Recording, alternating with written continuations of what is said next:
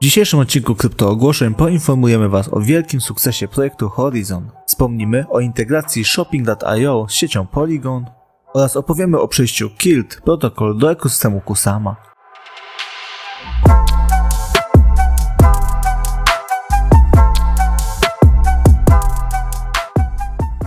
Witam Was serdecznie na kanale Kryptoogłoszeń, przed nami kolejna dawka informacji. Jeżeli materiał uznacie za wartościowy, zachęcamy do lajka, subskrypcji, komentarza. Na wstępie tylko chciałbym przypomnieć, że nie znajdziecie tutaj porad inwestycyjnych, bo takie należy udać się do specjalisty. My tylko wyrażamy nasze subiektywne zdanie, tak więc nie przedłużając, zaczynajmy. Wersja 1.0.1 Firefly Mobile jest już dostępna. Ta wersja wprowadza szereg poprawek i ulepszeń. Programiści Firefly wprowadzili m.in. drobne ulepszenia interfejsu użytkownika, umożliwili wybór języka przy uruchomieniu aplikacji, naprawili linki pomocnicze oraz wprowadzili wiele równie ważnych zmian.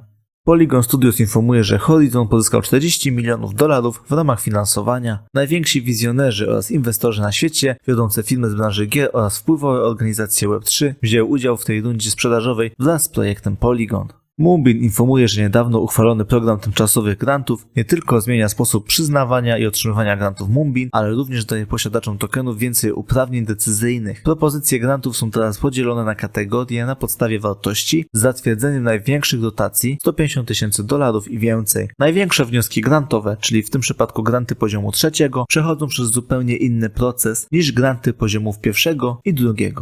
Resonate ogłasza współpracę z Yearn. Resonate jest bardzo szczęśliwe, że we współpracy z Yearn udało się wprowadzić na rynek pierwsze w historii adaptery Yearn V2 ERC 4626. Loopheads powraca z nowym konkursem dotyczącym handlu NFT. Jeśli kiedykolwiek handlowałeś NFT na rynku Loopring L2, zapoznaj się z tabelą liderów, która została załączona do wpisu. Pierwsze 900 portfeli według wspomnianego rankingu otrzyma jeden token NFT Loophead. Madfish Debt Solution poleca bezpłatny kurs deweloperski Turning College Web 3.0. Jest to kurs sponsorowany przez Tezos i prowadzony przez wykładowców, którzy są pracownikami firm z listy Fortune 500. Link, pod którym można składać wnioski, został załączony do tweeta. Cotygodniowa aktualizacja DeFi oraz warstwy pierwszej i drugiej od Crypto.com. Firma Lightning Labs, zajmująca się infrastrukturą Bitcoin Lightning Network, wydała testową wersję oprogramowania o nazwie Taro. Oprogramowanie Taro umożliwia programistom tworzenie, wysyłanie i odbieranie zasobów na blockchainie Bitcoin. TransitSwap, czyli wielołańcuchowy, zdecentralizowany agregator giełdowy, stracił około $23 miliony z powodu wewnętrznego błędu w kontrakcie swapowym.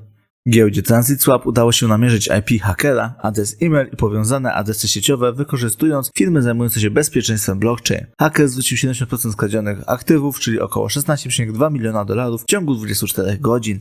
Layer 2 ZK Sync zaplanowało wdrożenie sieci głównej 2.0 na 28 października. Według Mattel Labs, dewelopera odpowiedzialnego za tworzenie ZK Sync 2.0 będzie pierwszym kompatybilnym z AVM rozwiązaniem do rollupów ZK, dzięki któremu zostaną rozwiązane problemy związane ze skalowalnością Ethereum. Tencent przedstawia 51. projekt, który dołącza do programu Infinity. Jest to pierwszy airdrop NFT, a srebrnym sponsorem tego airdropa jest Ancient Society. Ancient Society jest to strategiczna gra przeglądarkowa RPG. Gra posiada również wersję mobilną. Jak przystało na gry wykorzystujące technologię blockchain, w grze został wykorzystany model Play to Earn. Projekt MetaDerby przechodzi na blockchain Clayton. MetaDerby jest grą wyścigową Play to Earn z nowymi, wciągającymi funkcjami. Shopping.io integruje się z siecią Polygon. Posiadacze tokenów Matic mogą dokonywać zakupów przy użyciu kryptowalut na Amazonie, eBayu, Walmarcie oraz Home Depot. Użytkownicy Shopping.io uzyskają 2% zniżkę przez pierwsze 30 dni oraz możliwość skorzystania z bezpłatnej wysyłki międzynarodowej przez 7 dni. Foil Labs nawiązuje współpracę z Axelar Network. Axelar wprowadzi płynność między łańcuchami Foil Labs. Foil Labs angażuje się również we wspieranie rozwijającego się ekosystemu Aptos. Crypto.com zapowiada następny odcinek serii AMA L1 i L2. Tym razem do udziału w AMA została zaproszona Nina Rong z Arbitrum. Crypto.com informuje, że sieć Arbitrum założona przez Offchain Labs to zestaw szybkich, tanich i bezpiecznych rozwiązań służących do skalowania Ethereum. Zapowiedziane AMA rozpocznie się dzisiaj o godzinie 15 czasu polskiego. Crypto Mayhem przypomina o możliwości wzięcia udziału w konkursie organizowanym przy użyciu platformy Gleam. Uczestnicy mogą wygrać m.in. gadżety od Crypto Mayhem, alokacje w kolejnej fazie sprzedażowej oraz wczesny dostęp do gry. Aby zwiększyć swoje szanse na zwycięstwo, można zaprosić swoich znajomych do wzięcia udziału w konkursie. Chiliz sukcesywnie dodaje kolejne fantokeny na swoją giełdę. Kolejny fantoken zostanie dodany 7 października o godzinie 13 czasu polskiego. Będzie to token klubu piłkarskiego Santos. Santos jest meksykańskim klubem piłkarskim z siedzibą w mieście Torreon. Rebus umożliwi uzyskanie dochodu pasywnego. Już niedługo będzie można przekazywać tokeny Rebus na staking. Rebus umożliwia również zdobycie nagród przez zapewnienie płynności. Dodatkowo Rebus zaoferuje 6 różnych produktów finansowych skierowanych do różnych typów inwestorów.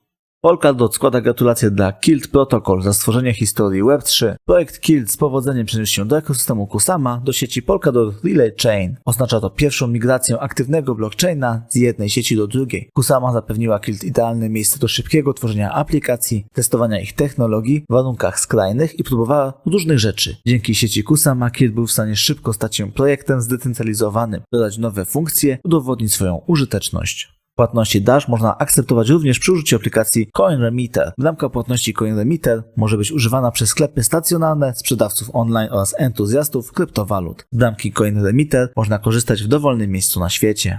Projekt Yeti z dumą ogłasza nawiązanie współpracy z Polygon Studios. Yeti wspierane przez Polygon oferuje nowe narzędzia komunikacyjne, dzięki którym będzie można handlować NFT oraz tokenami, a także komunikować się wewnątrz społeczności zgromadzonej wokół danej gry.